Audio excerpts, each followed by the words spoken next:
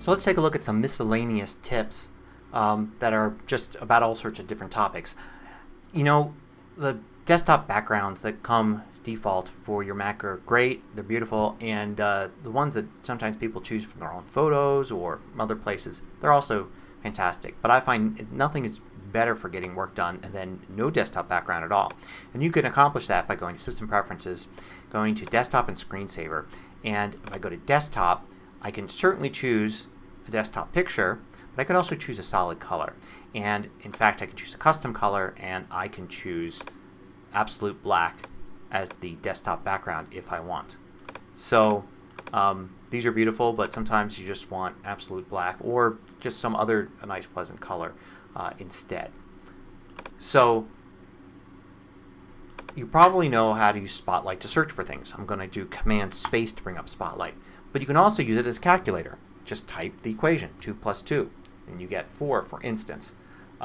You can do complex equations. So for instance, 7 plus 6 in parentheses times 5. And then you can do 16 minus 1 divided by 3. So you can get some really complex mathematical things that you wouldn't normally be able to do in a normal calculator. There's even functions like, for instance, you can do square root 9 and get square roots that way.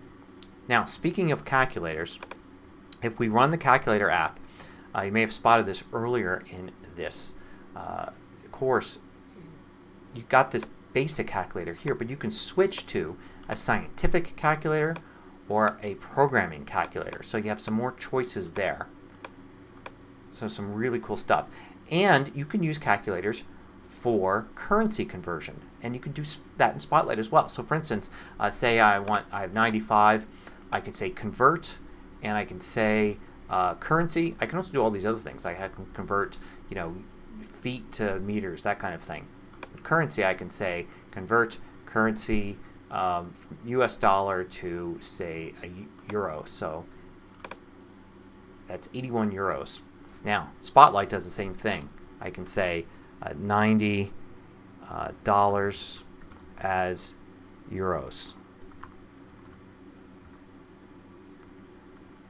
Actually, I think, yeah, if I just said $90, it gives me these conversions here. So just $90, and it converts it to various things, British pounds, yen, etc. So Spotlight works. I think USD also, instead of dollars, to euro. There you go. So use 2 to go to something, to yen, and you get yen.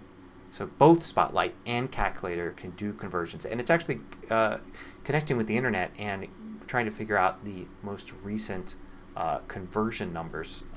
So it's pretty up to date. Now, another thing I want to show you in another app is in QuickTime. QuickTime Player, it's the default video player. You double click on a video, you're going to run QuickTime Player. And you could play at normal speed, but if you use this fast forward button here, you can go double speed, 5 times speed, 10, 30, etc. So you've got that. If I use the Option key and click, it goes 1.1, 1.2, 1.3, which may be more acceptable when trying to watch something. Maybe you need to go through some video looking for something, and 2x is going to be way too fast. But maybe 1.3 will get you to where you need to go faster without distorting the video too much.